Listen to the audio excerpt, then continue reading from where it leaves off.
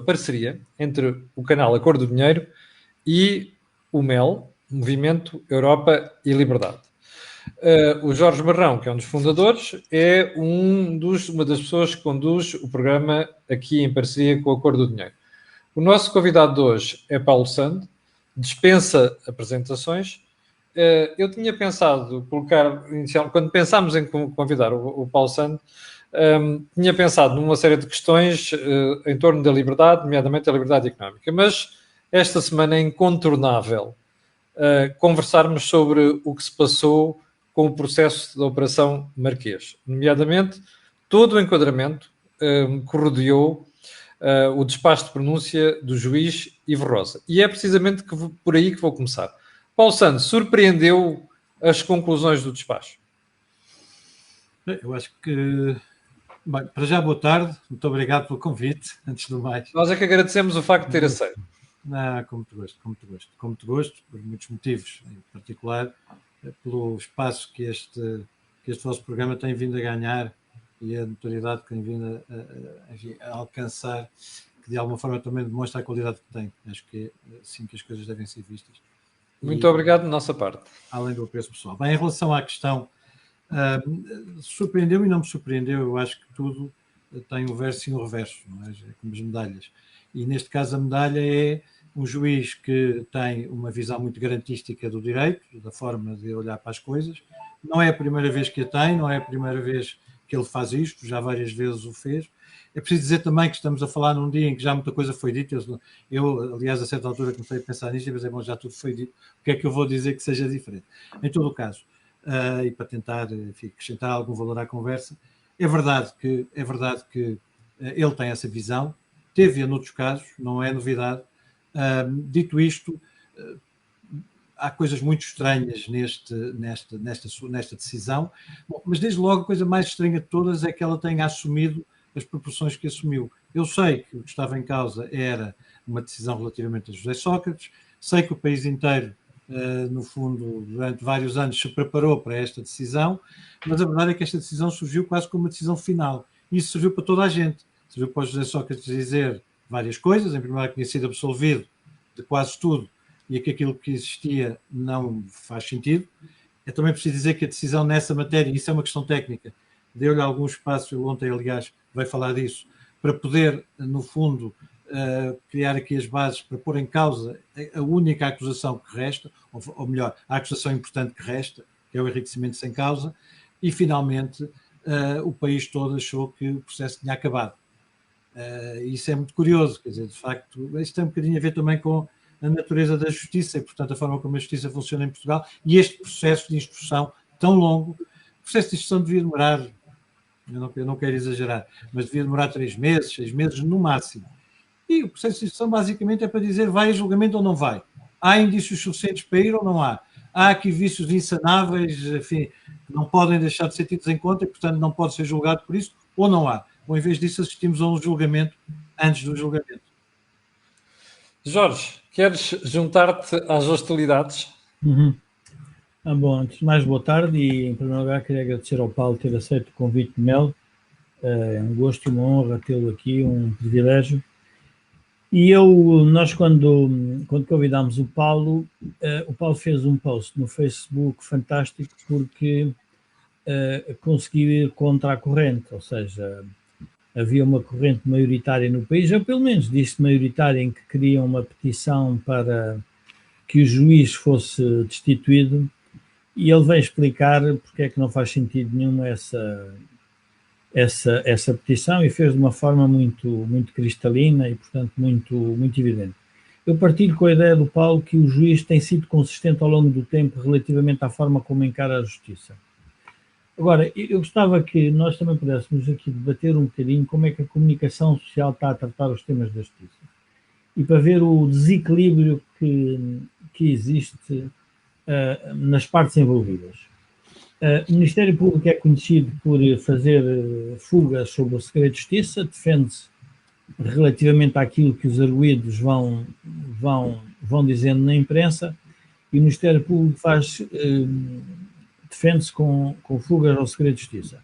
E depois temos o arguido, que basicamente, que o juiz de instrução diria que substancialmente quase que faz a condenação, porque na prática faz um despacho de pronúncia para 6 crimes em concreto em que ele parecia uma sentença, não é?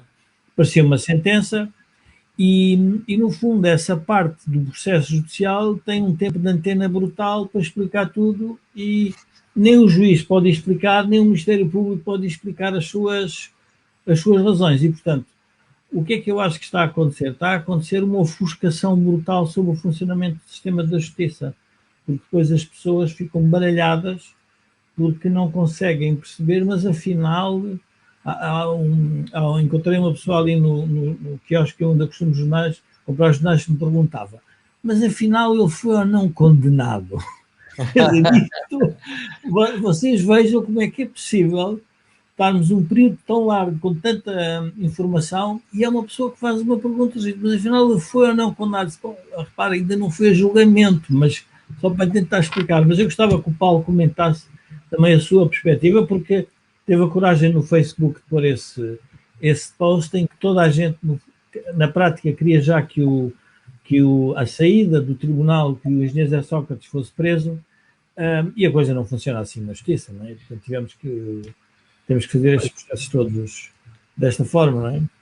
Eu acho que estamos a confundir aqui várias coisas, mas em todo, enfim, e em particular nessa questão, uma petição para pedir a demissão de um juiz não faz sentido nenhum. Eu sou absolutamente a favor da democracia. Paulo, já agora só 2 coisas. Não faz sentido nenhum pedir a destituição do juiz, quem pode pedir é o Conselho Superior de Magistratura, e muito menos mandar aquilo à Assembleia da República. Mas aquela petição teve uma grande vantagem, Paulo. É que pela primeira vez nós vimos um sentimento generalizado de repulsa e de condenação na sociedade portuguesa que fez uma instituição como a Procuradoria pensar 2 vezes. Quando a doutora Lucília Gago vem dizer aquilo na segunda-feira, ela já estava em parte a reagir a esta primeira grande manifestação que há em Portugal em relação a uma questão como esta.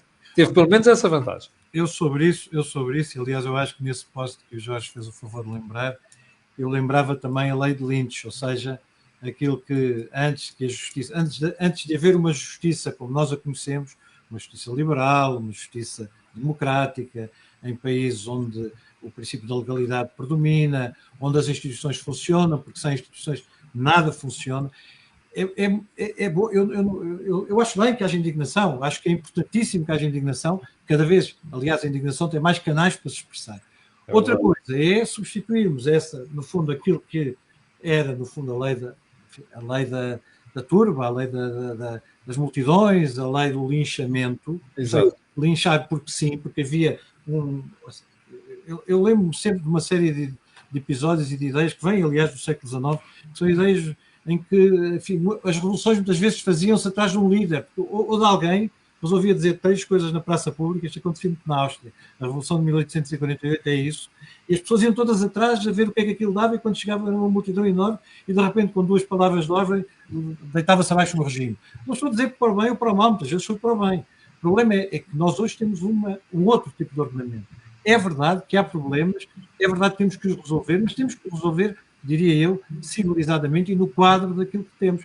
Porque senão, ouça, eu percebo a indignação, acho que é bom, mas olha, as pessoas ontem também disseram, e já agora indo ao encontro daquilo que é a atualidade mais atual, mais recente, a de ontem, disseram-me assim, bom, vamos todos fechar a televisão, vamos todos bater panelas para a janela. Eu confesso que àquela hora fui à janela, não ouvi panela nenhuma, e parece que não ouvi porque toda a gente estava ocupada a ver aquela entrevista. Que é de facto extraordinário, o Jorge, aliás, referiu isso, eu acho que ele tem toda a razão. É extraordinário como é que de repente... Aliás, a minha primeira dúvida, a minha primeira perplexidade é perante o próprio José Sócrates. Eu não consigo entender, eu acho que ele devia ter estado calado, eu também escrevi isso, ele devia ter estado calado, não devia ter dito nada, devia-se fazer invisível. Ou então reagia na segunda-feira, ou na própria fim de semana, porque entretanto deu tempo às pessoas para irem olhar para o processo. E ontem, por exemplo, eu estava a ver o José Alberto Carvalho entrevistá-lo na TVI e a pensar assim, este tipo meteu-se na boca do lobo, porque o José Alberto tem ali o processo à frente, leu tudo e agora vai grelhá-lo de cima a baixo, que foi aquilo que aconteceu. E fez outra coisa quanto a mim muito. Ele ontem já disse qual é que vai ser a reação. Eu sou-se advogado dele, é verdade. Estou muito preocupado. Exatamente. O que vai dizer é que, bom, e é verdade, ele diz, bom, eu sou levado a julgamento por um crime que não fui acusado, não é? Porque esse crime já foi substituído a partir de 2010 e, portanto, aparentemente já há um crime novo, no fundo, de alguma forma densifica e precisa a questão da corrupção, não é? E fui acusado por um crime que não existe, ou que já não existe, que é o tal recebimento indevido de vantagem, que é o crime que existe agora, e já não existe o crime de corrupção sem demonstração de ato mercadejado, que aliás é uma palavra que acho que também vai entrar rapidamente no léxico, as pessoas acham piada, e de facto é uma expressão engraçada que o Ivo Rosa usou, e que aliás está prevista na lei, é referida assim nestes diplomas. Bom, mas a verdade, a minha perplexidade é, mas será, eu vou dizer isto, eu não queria ser ofensivo, eu tento sempre ser o mais moderado possível, e às vezes é difícil. Eu tento ser radicalmente moderado, que é uma coisa muito difícil. Pode ser moderado, mas não ser tão radicalmente como isso. Mas eu tento ser. Tento encontrar sempre o caminho do meio, o caminho do equilíbrio. Mas faz muita confusão como é que alguém não percebe essa indignação que existe no país contra ele, porque ele é a expressão desta preocupação com o que é que se está a passar em Portugal, a justiça, a corrupção, estas coisas todas, não há acusações, não há condenados, há poucos condenados. Portugal em 2001 era considerado no plano da União Europeia como o terceiro país mais corrupto da União Europeia. Aprovaram-se leis logo em 2001, aprovaram-se leis em 2010, aprovaram-se leis em 2015. Tem havido uma tentativa de resolver o problema. Provavelmente faltam as mais importantes, mas enfim, o caminho é este. Paulo, eu, se calhar, não sei se você é tão moderado como o Paulo, e vou fazer aqui uma afirmação que... E não vou utilizar mais o nome de engenheiro José Sócrates, porque os espectadores, que já são muitos, estão sempre aqui a dizer que eu estou errado, porque vou dizer José Sócrates. Eu acho que José Sócrates não gosta do país, gosta dele próprio. Ou seja, um primeiro-ministro que a quem o país lhe deu uma maioria absoluta tem a responsabilidade de reconhecer, deveria ter a responsabilidade de reconhecer e respeitar um povo que ele enganou. E ele continua a fazer uma campanha como se tivesse certo de tudo aquilo em que nós todos já vimos que a história está mal contada em vários sítios. E, portanto, o que é estranho é, eu diria, e aí estou como o Paulo, não sei quais são os advogados nem os consultores de comunicação dele, mas deveriam lhe dizer que deveria ter um bocadinho mais de recado por respeito ao povo que ele dirigiu, porque na prática nós temos que respeitar a democracia e quem é eleito, independentemente de gostarmos ou não das suas ideias. E no final do dia o que eu observo é, mas como é que é possível nós termos um primeiro-ministro a fazer este tipo de discurso em que parece que somos todos tontos, todos desmemoriados, que não percebemos o que é que ele fez, que tipo de políticas é que seguiu, e que agora temos o direito, e essa é a parte para mim que mais me preocupa, nós temos o direito de perguntar se todas as políticas públicas que ele seguiu foram seguidas a bem do país ou porque ele estava a mercadejar a tal personalidade, que já também não sabemos. Ou seja, o que tu queres, a tua dúvida é, bom, agora que sabemos disto, eu posso-me começar a questionar sobre uma série de decisões que ele tomou durante os 8 anos em que foi Primeiro-Ministro, é isso? Mas eu posso ser moderado para ir outra vez à corrente. Muito sinceramente, eu sei que não devemos falar mais dele. Eu já agora gostava de dizer, é evidente, nós também temos que perceber que país somos, não é? Somos um país, a história das espanholas tem a ver com o país que somos. Um país de costumes, um país de um excesso de temor reverencial, tem a ver com uma série de coisas, não vem aqui ao caso, são longas, mas em todo o caso é o país que somos, é um país com coisas fantásticas, como eu costumo dizer, e com coisas, enfim, menos fantásticas e piores. Agora, eu gostava de dizer uma coisa que, repito, vai contra a corrente e, portanto, corro o risco de me fazer lapidar, no sentido... Não, aqui é um movimento Europa e liberdade. Aqui é um espaço de liberdade, não há problema. Exatamente, e por isso é que eu vou dizer isto que vou dizer. Eu acho que a culpa principal não é do engenheiro José Sócrates. Então. A culpa principal é do sistema de justiça que temos e que é de uma enorme lentidão. Deixe-me dizer uma coisa. Quando o José Sócrates foi preso, enfim, o princípio da legalidade foi aplicado, não tenho nada contra essa prisão. Mas a verdade é esta, é que ele foi preso, esteve um tempo preso, foi solto, foi libertado, o processo continuou e só 7 anos depois é que estamos a decidir se ele vai a julgamento ou não. Pois. Isto é impossível. É impossível. Quer dizer, é que, no fundo, a justiça já agora é uma palavra que também se tem ouvido pouco, a justiça não foi usada, não foi servida em caso nenhum. Não foi servida. Paulo, deixa-me fazer-lhe uma pergunta. Eu ontem, ao preparar o meu programa matinal de hoje, fui fazer alguma pesquisa sobre a questão dos processos e dos recursos que já tinham sido feitos para o Tribunal da Relação. E uma das coisas que me surpreendeu, porque eu não tinha a noção disto, é que houve 11 recursos. Esses 11 recursos passaram pelas mãos de uma vintena e qualquer coisa de juízes. Ele perdeu uma série deles. Não, aliás, estou convencido que perdeu todos. Ora bem, como é que uma pessoa que passa por isto aparece ontem na TV a dizer, porque a estratégia, eu não sei se foram dos advogados dele que passaram esta mensagem, se não, a dizer, epá, eu nego tudo, é tudo falso. O juiz disse isso, é falso. Você diz aquilo, é falso. Este facto está aqui, é falso. Como é que uma pessoa assim tem este desplante de aparecer na televisão e dizer uma coisa desta? Há bocado o Jorge dizia que alguém devia dar um conselho. Eu acho que há pessoas a quem não vale a pena dar conselhos, porque ou não os querem ouvir, ou não os ouvem mesmo, ou ouvem-nos e ignoram-nos. E não acha que isso prejudica a própria defesa dele? Acho que não, acho absolutamente. Aliás, eu disse isso, eu acho que ele se devia fazer de invisível aquilo que aconteceu. Repare, ele o que faz é uma coisa muito simples. Ele estava à espera deste momento. Eu acho que em qualquer circunstância ele faria o que fez. Aliás, repare, por alguma razão, ele publicou o livro, que já anda aí a circular virtualmente, porque já toda a gente tem. Também não é um grande negócio para a livraria ou para a editora, mas a verdade é essa, ele estava pronto para neste momento desencadear este processo. E falo em qualquer caso, é a convicção que eu tenho. Repare, foram considerados prescritos todos os crimes de corrupção, mas pior que isso, o juiz Ivo Rosa, eu aí acho aí acho que é um erro de processo, neste caso, e não faz muito sentido que num processo instrutório o juiz basicamente tenha feito o julgamento, porque senão não é preciso haver o julgamento, não é? Tanto que agora há muita gente a propor a extinção do Ticão e coisas do género. Mas em todo o caso, ele de facto, a sua estratégia foi simples. Ele disse, tudo aquilo do que eu fui acusado e que era o grave, prova que isto é uma cabala. Aquilo em que eu vou ao julgamento, bom, é um erro do juiz. Portanto, enfim, é uma forma, dá para tudo, dá para dizer uma coisa e o seu contrário, é mais ou menos o que ele fez. Mas ele devia estar calado porque justamente quer o crime de que ele é condenado, de que ele é acusado.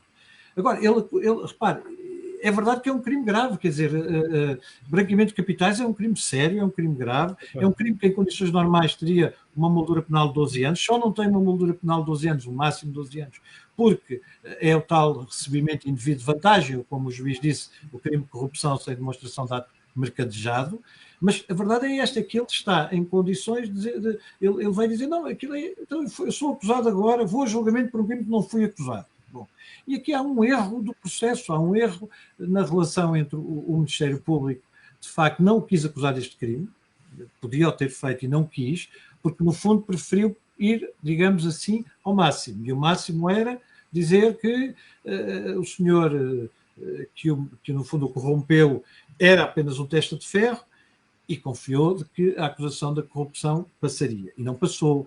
E portanto encontramos aqui num imbróglio que era escusado. Eu repito, José Sócrates tem muita culpa, tem a personalidade narcisística ou distúrbios que quiserem, tudo isso pode ser verdade, mas este processo, este funcionamento da justiça em Portugal não pode ser assim, não pode ter esta lentidão, não pode demorar o tempo que demora, a corrupção tem que ser julgada com alguma rapidez, garantindo os direitos das pessoas, obviamente, mas ao mesmo tempo também não podemos permitir, porque aquilo que está a acontecer é o resultado dessa lentidão.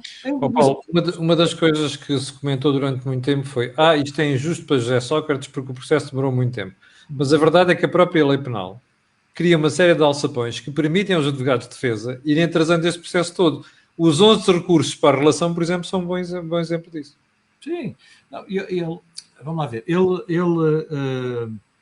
também beneficia com isto. Ele só não beneficiou pelo facto de ter sido preso. Vamos lá ver. Aqui a grande questão a indignação dele. Pois. E eu repito, quer dizer, e passados 7 anos eu tenho que...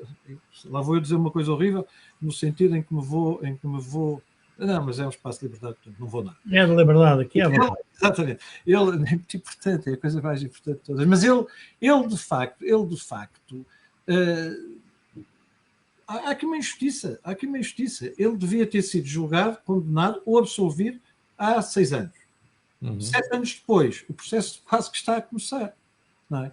Portanto, este juiz o que fez, eu volto a dizer, não há grande surpresa na forma como Ivo Rosa julgou esta situação. Não há. Há coisas desagradáveis. Ele escusava de ter qualificado como qualificou a acusação, ele escusava, mas isso também já foi dito, ele escusava de ter praticamente, no fundo, acertado contas com o seu colega, não é? No fundo, o Carlos Alexandre. Ele, no fundo, acaba por aproveitou aquele momento em que tinha o país inteiro a olhar para ele. Mas eu acho que não se trabalhou. Se quiserem fazer confinamento a sério, façam julgamentos destes todos os dias e está toda a gente em casa a ver. Eu acho que foi, aliás, como ontem à noite. E, portanto, ele, de facto, aproveitou para ajustar contas. Isso não pode ser. Paulo, o Jorge e o Joaquim, no Think Tank antes de ontem, diziam que isto é a responsabilidade política. Ou seja, nós estamos a falar de justiça, mas isto enquadra-se tudo num regime político. E agora, ao ouvir o Paulo e ao ouvir uma série de observadores nos últimos dias, a pergunta que nós todos temos que responder é: então, mas nós já sabemos que é assim, que a lei penal dá aos arguidos, aos acusados, ou como é que se chama, espaço para dilatar os processos, porque é que os deputados e porque é que os partidos não fazem leis para mudar este estado de coisas? Não, e têm de fazer, é por aí, a solução é essa, é por aí que tem de ser. Mas já falamos sobre isso há 20 anos, Paulo, e nada foi feito. Camilo, e não só falamos há 20 e tal anos, como se há coisa que Portugal tem, agora falando do sistema do direito, do sistema de justiça e das leis que temos, nós temos leis a mais, não temos leis a menos. Nós temos leis. Elas têm que ser bem feitas.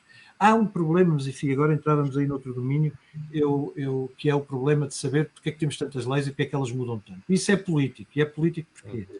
Porque em Portugal há muita tendência, ou seja, isto já foi discutido muitas vezes, já agora, deixe-me dizer isto, este Presidente da República já disse, enfim, que é bom que haja mais segurança em alguns aspectos fundamentais da nossa vida pública, que as políticas públicas sejam mais previsíveis, mais seguras, mais confiáveis. Não o temos em muitos domínios, e isto já foi dito também por outras pessoas. É importante que isso aconteça. Porquê é que não acontece? A verdade é esta, já agora abusando de outro tipo de linguagem, que é uma linguagem mais coloquial e mais fácil, a verdade é esta: cada vez que chega um governo novo, basicamente limpa tudo o que o anterior fez e faz tudo de novo. E faz tudo de novo, incluindo leis. E, portanto, nós passamos a vida a ter leis novas. Isto acontece em inúmeros domínios. E não podemos ter, nós temos que ter leis confiáveis, repito, seguras, conhecidas, que se alteram, obviamente, de tempos a tempos, podem alterar por razões ideológicas, é também normal. Agora, o que não pode acontecer é que elas mudem tanto e que haja tanta imprevisibilidade. Mesmo nesta matéria já houve, já aqui dei exemplos, 2001, 2010, 2015, há vários exemplos e está sempre a acontecer. Agora, é importante que isso aconteça. Deixe-me só dizer isto. O Essa de Queiroz, que é uma referência, e não pode haver conversa destas sem citações, e, portanto, eu gosto sempre também de fazer umas citações, e sobretudo, porque o Essa fala da corrupção, e fala da corrupção para dizer isso, quer dizer, nós somos um país que é governado ao acaso, governado por vaidades, por interesses, por especulação e corrupção, isto é, são as palavras dele, por privilégio, influência de camarilhas, etc. E depois pergunta como é que conseguimos ser independentes. Bom, a verdade é que já somos há 900 anos. Mas a verdade é que a corrupção é podridão, corrupção é o apodrecimento de um sistema. E por isso é que eu peço às pessoas, não peço nada, não tenho nada que pedir, nem ninguém tem nada que me seguir, mas por isso é que eu gostava que as pessoas percebessem que nós não podemos deitar abaixo o sistema quando queremos deitar abaixo aquilo que está mal no sistema. Temos é que nos centrar nisso. Mas essa também dizia outra coisa, isto é um artigo que ele escreveu em 1867 no jornal de Évora, não sei bem qual é, mas ele dizia outra coisa, que os políticos, ele falava dos ministros, não são estadistas em Portugal, no século XIX, não têm nem a austeridade, nem a concepção das coisas, nem o instinto político, nem a experiência que faz o estadista. Bom, e nós, se calhar, precisamos de mais estadistas e de menos políticos no sentido partidário, ou seja, de políticos que, de facto, se preocupem com a coisa pública. Eu já há bocadinho dizia isso, e eu gostava de dizer, há alguns valores que temos que recuperar com alguma urgência, um dos quais é a honra, como é que vai dizer, o sentir-se honrado por servir o país, que eu acho que é uma coisa que hoje tem pouco valor. Sim, Jorge, deixa-me colocar a questão a ti. Porquê é que tu achas que o sistema político não é favorável a uma mudança das leis que permitem inverter este estado de coisas, nomeadamente a forma lenta como a justiça é entregue? Camilo, eu não sei se recordas, há uns anos havia uma atriz que era a Ivone Silva e ela tinha uma rábula que era Olívia Patroa, Olívia Empregada. É verdade. Em que de vez em quando ela que passava a ferro e como a Olívia Patroa insultava a empregada e depois quando punha-se na posição contrária insultava a patroa. O caso de Zé Sócrates é idêntico.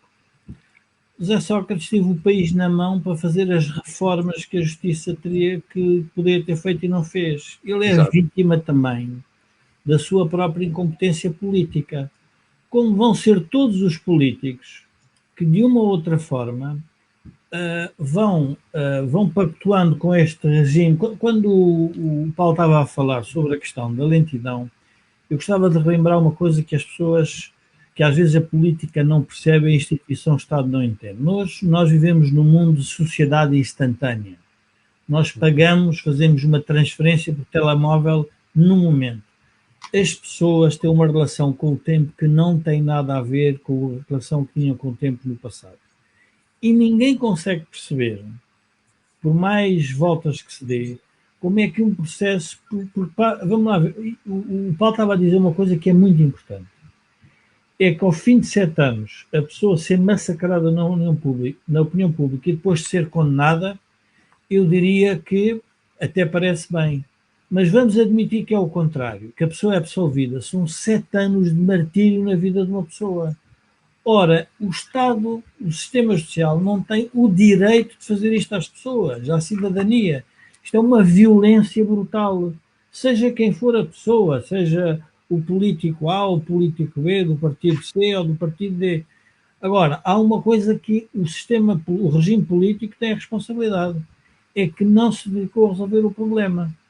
E eu recordo-me, agora estava-me a lembrar de um caso em concreto que se passou há pouco tempo, relativamente a uma questão que era, houve uma caçada numa propriedade em que foram mortos não sei quantos animais. E a solução encontrada pelo regime foi criar mais não sei quantas leis para que o ministro agora, não sei se estão a perceber, o ministro agora vai se ter que pronunciar por todas as caçadas que vão passar no país num espaço de 24 horas. E depois a pergunta que eu faço é, mas como é que se vê o incumprimento disto?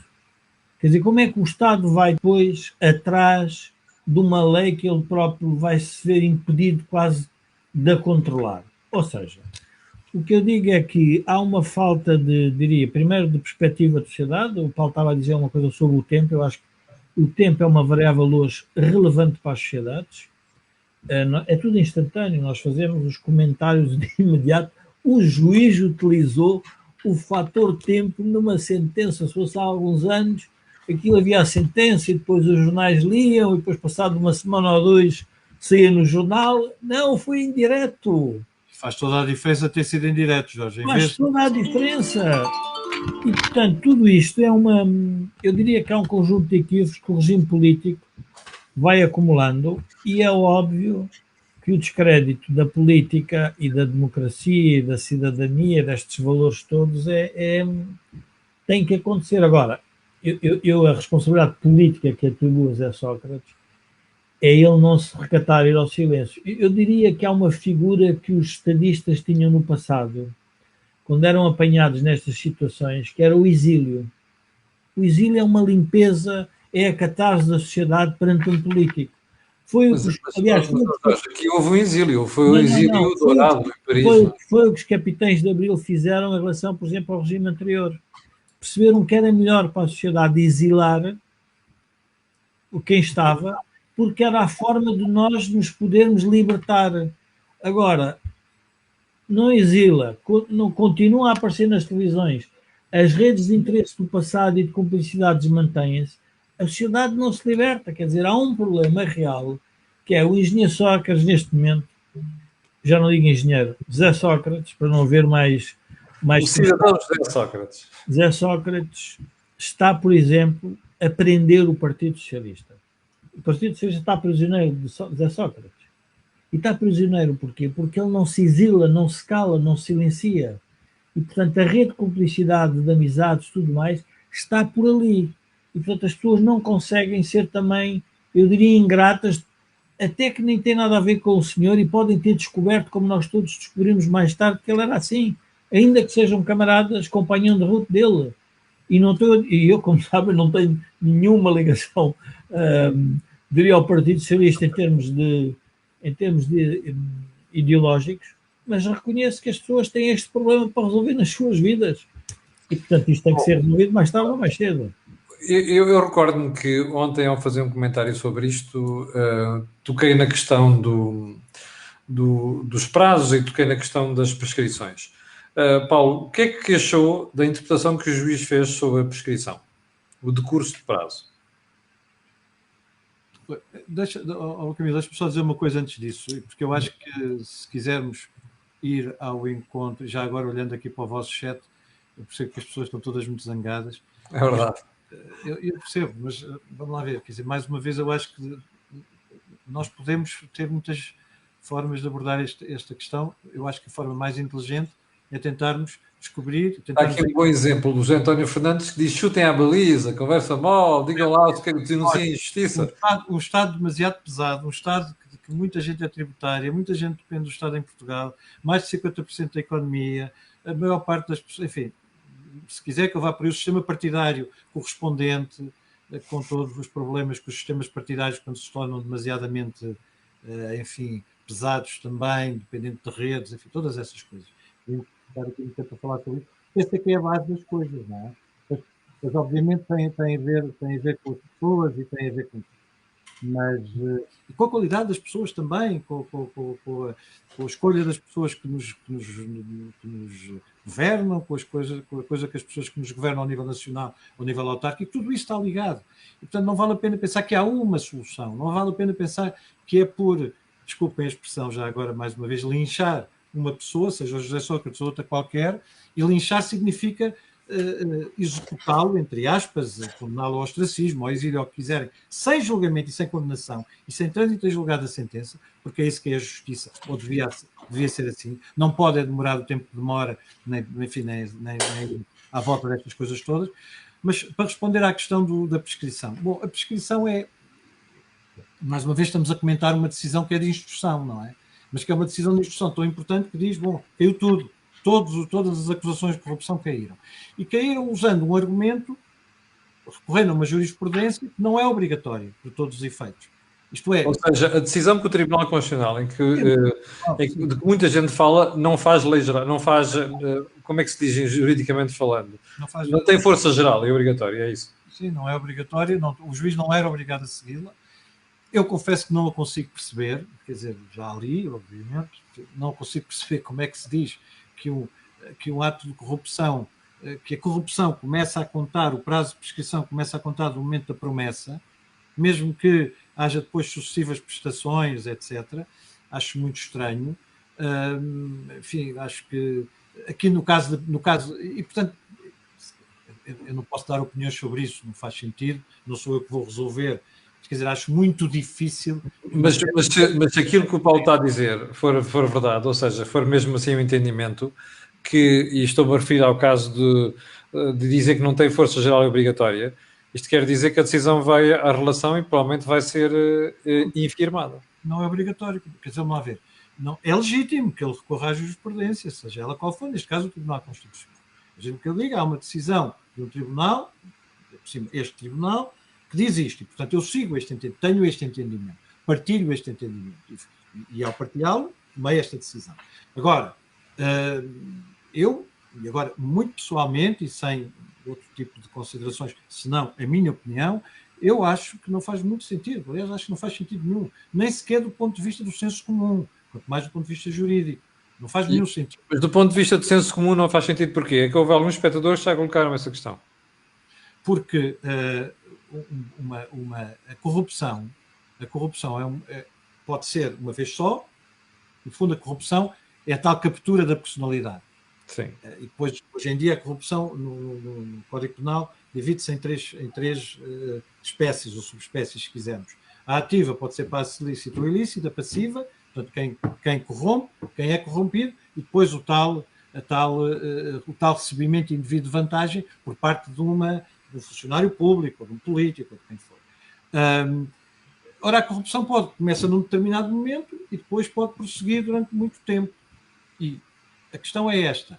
Ao prosseguir e ao haver novas entregas, o que é que nós nos vamos basear apenas no momento do acordo, não é? No momento do acordo, no momento em que a promessa é feita ou o acordo é feito. E, portanto, mas a leitura, Paulo, eu acho que há aqui um problema que é a leitura que as pessoas fazem do sistema de justiça é que os políticos estão a criar um regime que dificulta o seu próprio julgamento e, por outro lado, sabendo quais são os crimes que na prática podem praticar, que é no exercício do seu poder, que através de um conjunto de artimanhas jurídicas conseguem fazer a prescrição. E depois, quando aparece um caso, vem dizer, mas a justiça, ou seja, o Joaquim Aguiar há dias num programa chamava nós estamos num país da rotunda e ninguém sabe como é que sai da rotunda. Ou seja, a democracia anda às voltas e ninguém consegue sair da rotunda. E a rotunda qual é? A rotunda é muito simples, é a política olhar para o ordenamento jurídico para resolver o problema, quer dizer, não há tudo bem, mas eu vou dizer mais uma coisa inconveniente. Eu acho que nós, eu acho que nós temos que ter, de facto, muito cuidado nas generalizações que fazemos. Porque repare que estamos aqui a falar, e eu já ouvi, também já o disse provavelmente, e os vossos espectadores, ouvintes, etc., estão a dizer a mesma coisa, bom, os políticos são todos acima, não são. Não são, não, eu não estou de acordo. Há alguns. Sim, não, estou de acordo. E, repare, a questão da corrupção, deixe-me só dizer, há 3 ou 4 pontos muito simples. Primeiro ponto, também já aqui está a ser muito referido, eu, aliás, agradeço a este chat que vocês têm aqui maravilhoso, porque estou, ao mesmo tempo, vou aprendendo coisas e lembrando de coisas. Muito obrigado. Sim, as pessoas já interagem.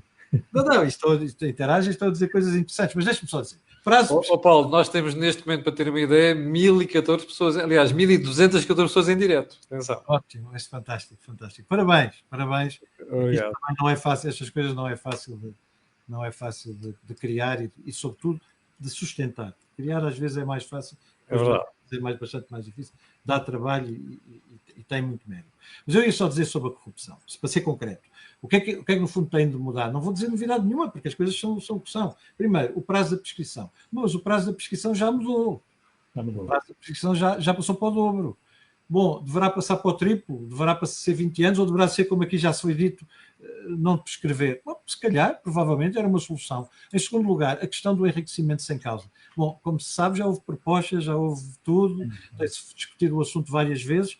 Eu julgo que é importante que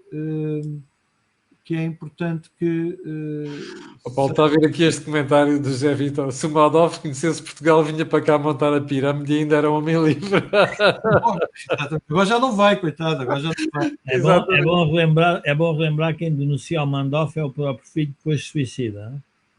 É verdade. Cuidado, já morreu também, não é? Acho que morreram. Não, morreram os dois. Um deles, o que o denunciou, suicidou-se. Pois. Mas, portanto, prazo de prescrição. Ok. Eu, em relação àquilo que o Joaquim Aguiar disse sobre as rotundas, eu acho que isto é mais um labirinto.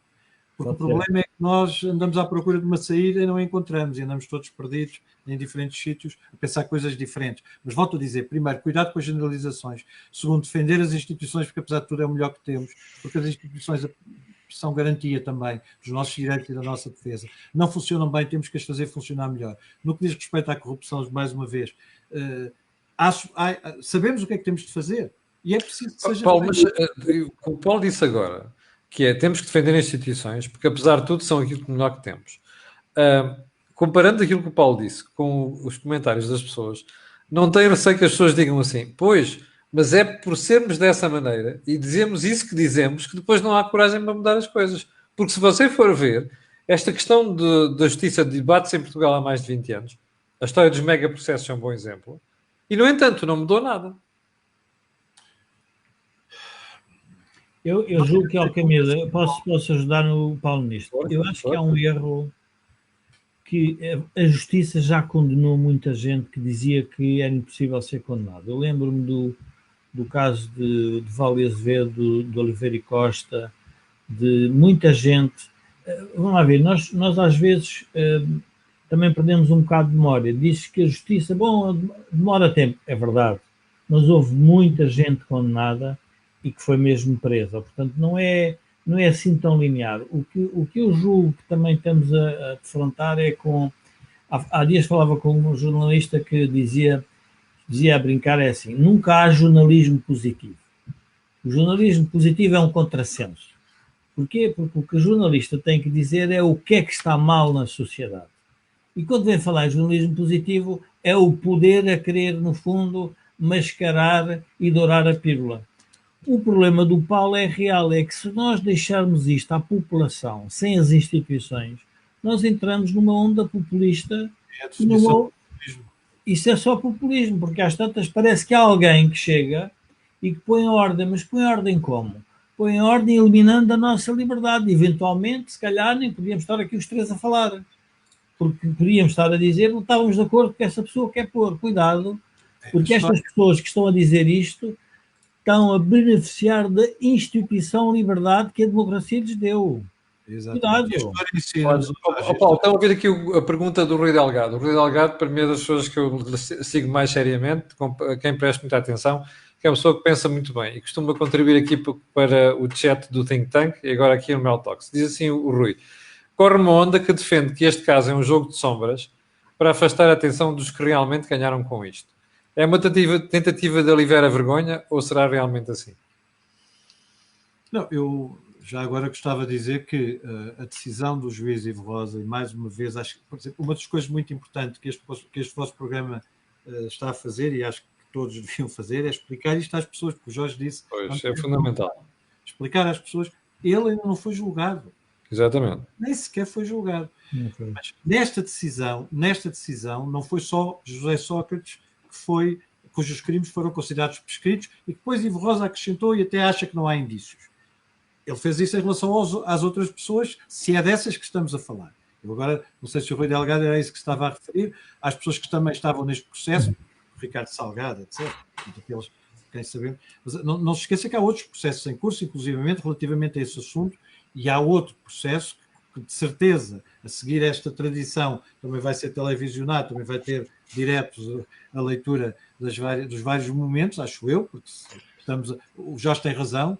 Nós vivemos um tempo diferente. O tempo atual da opinião pública, dos espaços públicos, não tem nada a ver com o tempo de há 20 anos, não tem nada a ver com o tempo da política, não tem nada a ver com o tempo das instituições, não tem nada a ver com o tempo da justiça, ainda menos tem a ver com o tempo da justiça. E este paradoxo, e esta contradição, e esta tensão, é que também nos lança neste labirinto em que estamos. Mas dito isto, eu julgo que de facto nós estamos a viver um tempo de enorme mudança, de uma mudança muito rápida, onde é difícil adaptar-nos. Repare, as sociedades tiveram há 100 anos, 20 anos para se adaptar à rádio. Há 100 não, há 130 anos. Não, há 100 anos. 20 anos e adaptaram-se, só ao fim de 20 e 30 anos é que 80% ou 90% da população usava o rádio e estava habituada àquele novo meio de comunicação.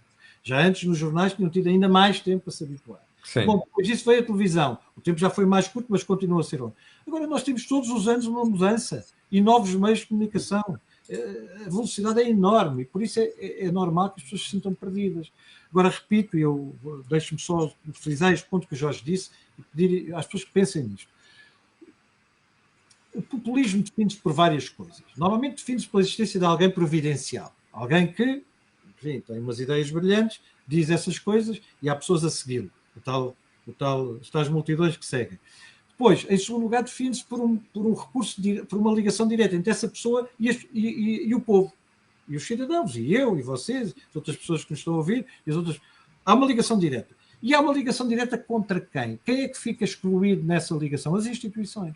E as instituições passam a funcionar mal ou deixam de funcionar. E neste momento perdemos a liberdade por uma razão muito simples, é que o que nos garante a liberdade, o que nos garante o equilíbrio dos poderes, o que nos garante que podemos falar livremente são as instituições.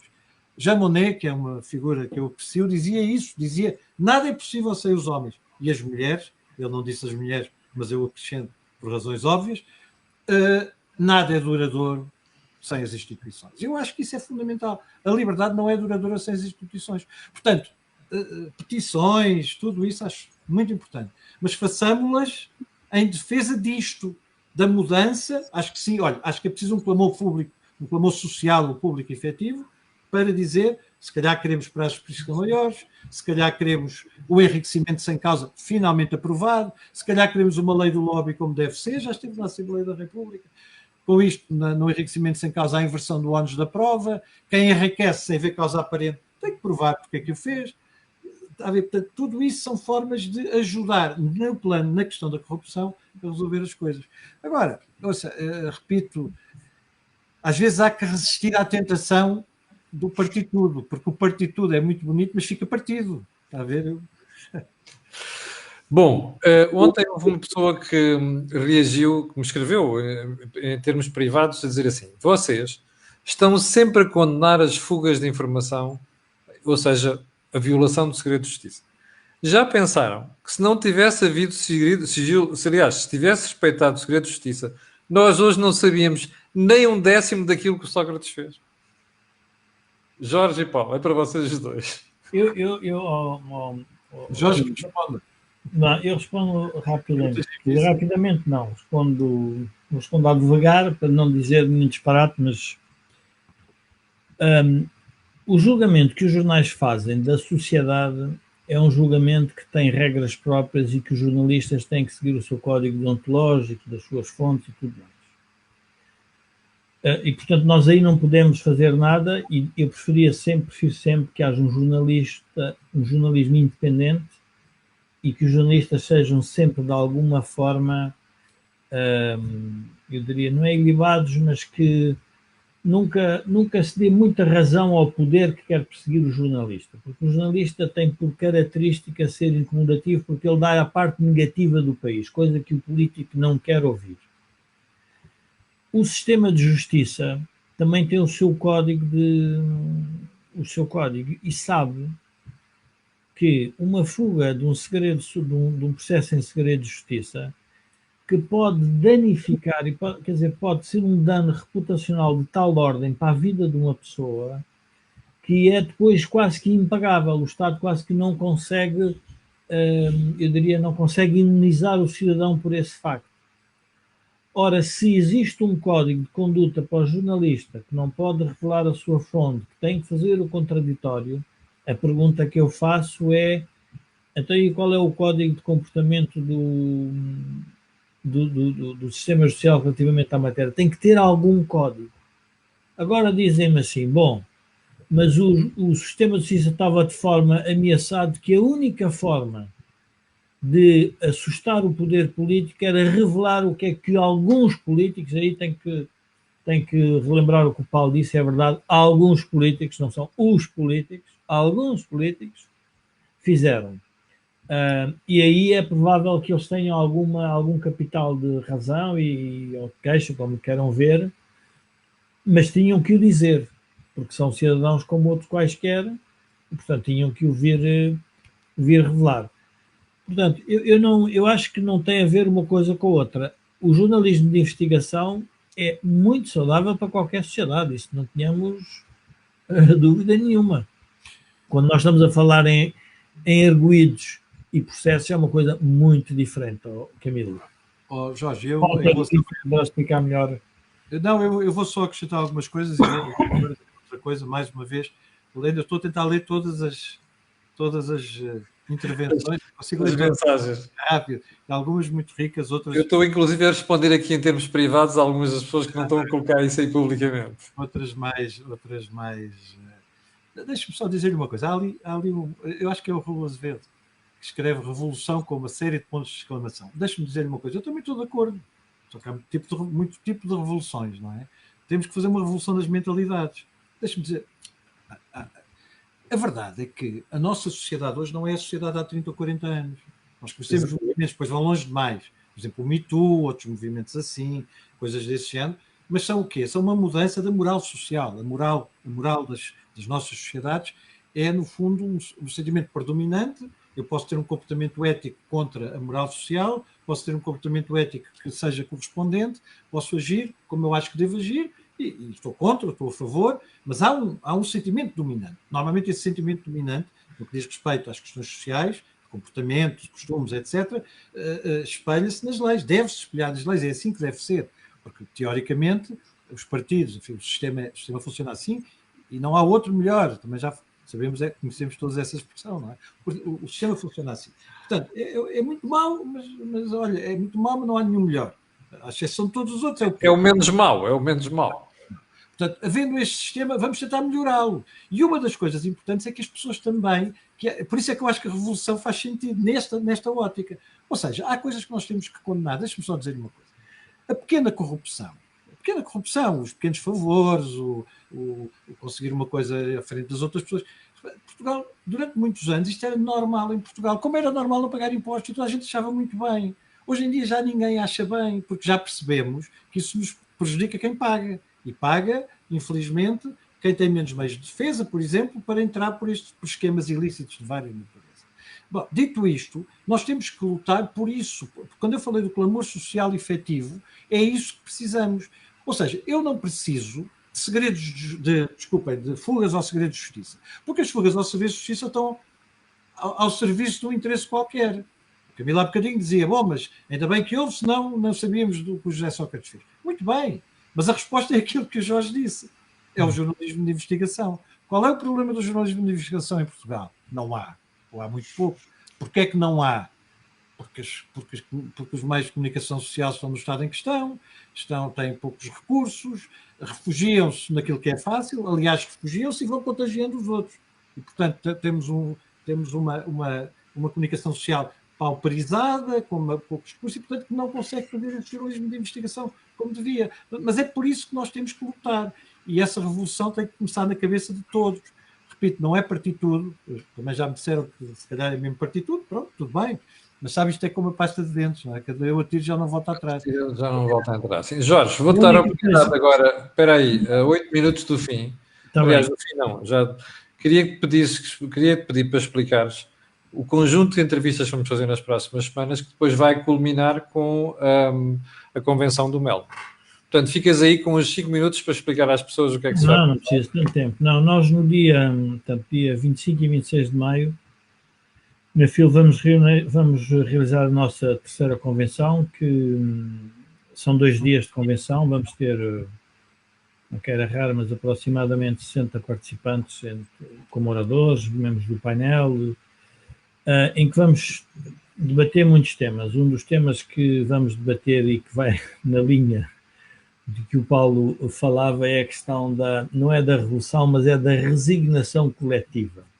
Ou seja, o que é que está a passar em Portugal para que nós, perante problemas que percebemos que são problemas muito sérios, quer do sistema de justiça, quer do problema da dívida, quer do problema do funcionamento, se quisermos, do mercado, tudo o que... Porque é que nós estamos resignados e basicamente nos sentamos à frente de redes sociais e estamos constantemente a criticar, mas depois não conseguimos traduzir isso em mudança real. Isso é um dos temas que nós vamos debater.